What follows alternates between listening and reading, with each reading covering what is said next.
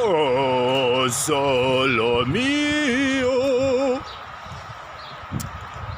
I've changed my career path to being an opera singer. I hope you guys will support me. I've been working hard.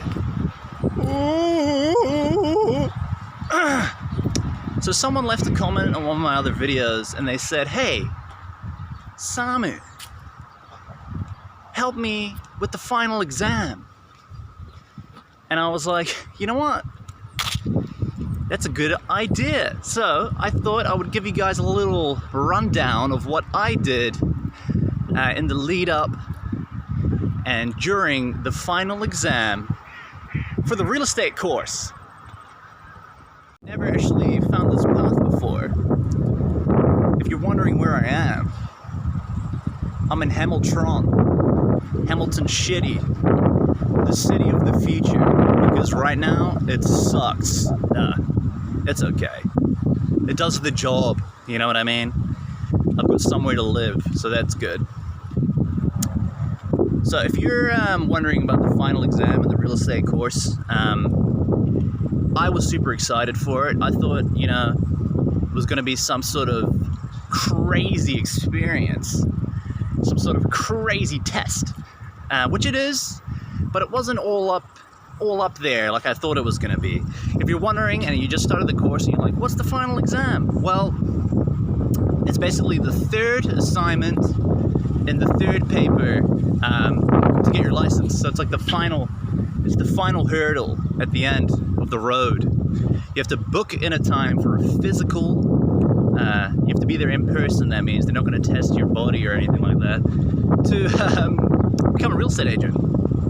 So I did my course with the Open Polytechnic, which means that I did it over video call, which is pretty cool. I thought it was going to be in person, but no, it was through the video camera. And the test that I did, which is what you will probably have to do as well, was draft a sale and purchase agreement, which is between a seller and a buyer for a particular property. Now, how they do it is that the examiner, which is the person from whatever provider you're doing your test with, they'll switch kind of personalities. So they'll be the buyer. Then you got to show the offer to the seller. They'll be the same person. They just switch personalities, and then you switch back to the buyer, and you switch back to the seller until you've got a agreement that both people are like, yippee! And then that's that. Boom! You sign the deal, you close the deal, and you get your license. I was preparing for the final exam. I was kind of freaking out a little bit because I was like, wow, there's a lot of information in a sale and purchase agreement, and I don't fully understand all aspects. Well, the cool thing is that the education provider kind of understands that, you know, you're new. So they don't expect you to know every single thing. They just want you, sorry about the wind, they just want you to have a bit of an overview and the surface level knowledge to be able to take on the social interaction of the agreement. So you need to be confident, you need to ask the right questions, and that's basically what they want to see from you. They don't expect you to go into crazy detail about every single, you know, clause and condition and all that jazz. You've got to have a basic understanding of what everything means. You don't have to have like a full-blown thesis level deep answer. And when I'm talking about the fully understanding things, especially the fine print in the document, you know, you have a lot of further terms, which is like clause bloody 7.2 and clause 6.8. You just got to have a basic understanding of what those mean. You don't have to have a full-blown understanding. So how I prepared for the final exam was to basically have a surface level understanding of every single aspect of the document. And that sounds a bit, you know, crazy, like, wow, that's a lot of information. But really, when you break things down, it's not that crazy. It's pretty straightforward. You look at that sale and purchase agreement, you know, don't get overwhelmed by the complexity of it. Just break it down bit by bit until you have like a really simple understanding of what it means. For example, there's a clause called like vendor's warranty. And it has like a billion things that it'll say underneath. Or for example, there's a clause called settlement, and there's a bird in there. It kind of freaked me out. That we say there's a clause about settlement day and all the different things that could happen, but just have a simple understanding of what settlement day means, so that when the examiner asks you, hey, what about this clause, and it's the settlement day one, you can just say, yeah, well, you know, this is about the settlement day, for example, and then just pick one little line. You don't have to explain the whole thing, just one little line underneath settlement day about, hey, you know, settlement day is the day that one lawyer pays the money to the other lawyer, your money. Once that money is received, I can give the keys over to you, the buyer. Simple explanation of what it means. They don't want you to go into full-blown detail and read it word for word, because they'll know that you don't actually understand. Because once you're able to break something down, it means that you understand it. But it's also kind of a loophole, because if you don't fully understand it, you can kind of think of a sentence, like memorize a sentence that makes you look like you understand it. So that's how I did it anyways. So let's pretend it's exam day. What I would have done by this point is basically have a piece of paper that goes from, you know, point 1 to point 20 of every single step that you're going to take from the beginning to the end. So step 1 can be a simple thing like introducing yourself to the person and saying, hey, today I'm going to take your offer, and I'm going to take that offer on this sale and purchase agreement. Why do we do it on a sale and purchase agreement? Because it's a legally binding document, and I think that's pretty important if you're buying something as big as a house, you know what I mean? So have it really simplified. So that's step 1. Boom. Step 2, don't write in the date at the top of the document, because, you know, the date is added once there is an agreement between both parties. So what we do is we ask, are you going to be buying this property under your name or someone else's name? And that's basically how you go through it. Your piece of paper is ready, and you've got all those steps from start to finish. You need to be able to memorize, you know, after this step, you do this. And when that step is finished, you do this. And those steps are usually, for me, they were basically starting at the top of the page and going down to the bottom, all the way to the bottom of the agreement, and then filling in when needed the things at a later point. But your process might be different. But at the end of the day, you just need to tick a couple of boxes. And the boxes they need to tick is that you ask that they, you know, seek legal advice. You have to say what kind of property it is that they're buying. Is it fee simple freehold? Is it a cross lease? And then you need to be able to explain what those things mean. So you'll probably have already learned that stuff. It's also important to know that they give you a big overview of the property that they're going to be making an offer on, and also the scenarios, you know, like what their deal is. You know, maybe their parents just died and they got an inheritance and they have heaps of money to buy a property. So you know what you're dealing with beforehand anyways. So you can prepare. They give you plenty of time to prepare. But remember that they just need to tick those boxes. So if you get a little bit flustered during the exam, just look at the piece of paper and think logically about what needs to happen here. All that needs to happen is they need to make an offer with a certain amount of money for that house. They need to have a deposit. They need to have a clear settlement day. So what day are they going to have the settlement day? And they need to have been explained what all the conditions and further terms in the contract mean. So that means that you need to have a basic understanding of what the conditions are and what they mean, what every condition. What is a building inspection? What is a limb report? You need to have an understanding of what those mean. And you need to have an understanding of all the further terms, basic understanding, because no one wants to sit there and, you know, have someone explain to them the fine print word for word. Just a really basic understanding. That's all they want.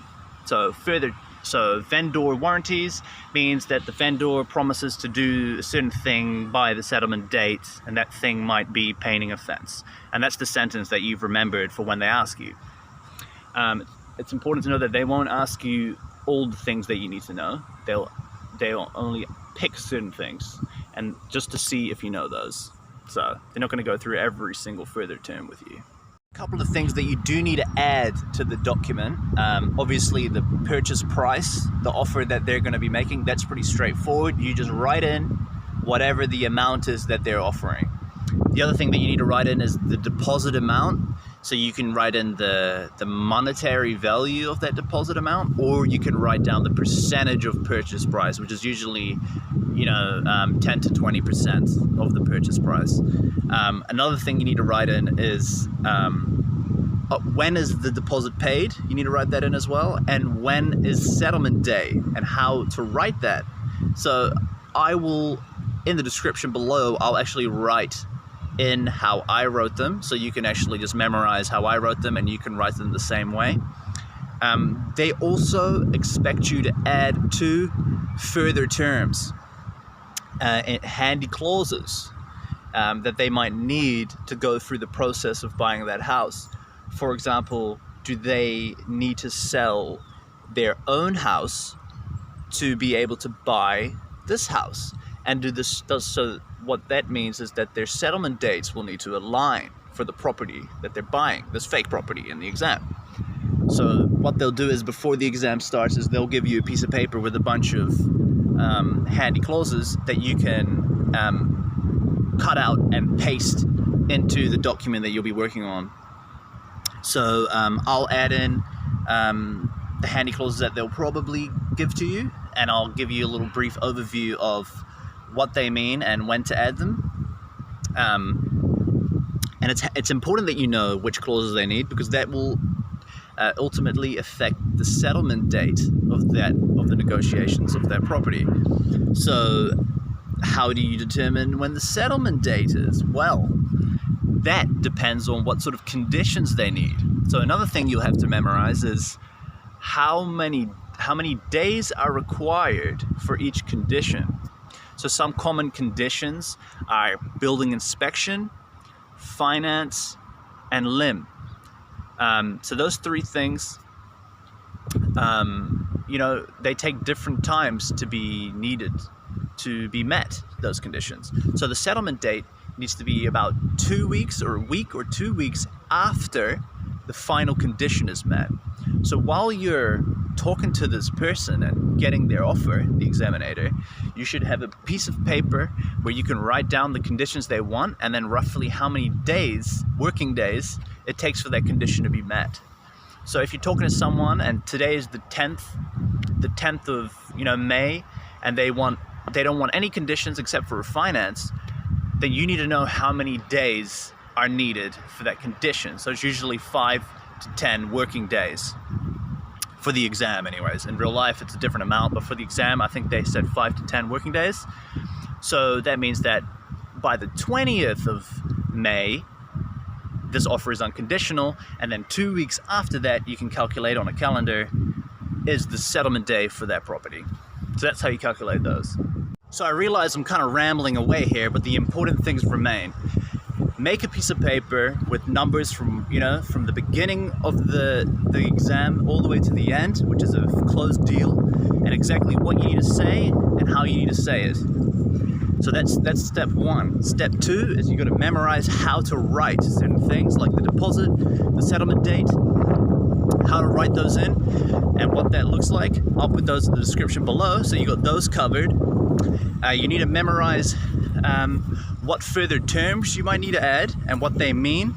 So how you know which ones to add is you ask it to the examinator. I'll put those in the description below as well. You need to also learn what each condition means and when they need to be met by, which means how many days does it take for those to be met. I'll put those in the description below as well, so you got all of that covered. And when you've got all of that put together, hand in hand with a solid grasp of the whole process, you should be good. You should be good to go. Just have a basic solid understanding of what you need to do, which is just go from step 1 to the closed deal. And keep it simple, just take the offer, ask questions, what terms do you need? What conditions do you need to be met? What further terms do you require? Do you have another house for sale? You'll actually already know all this information, because they'll give you a piece of paper with the context of the whole situation, but still ask those questions.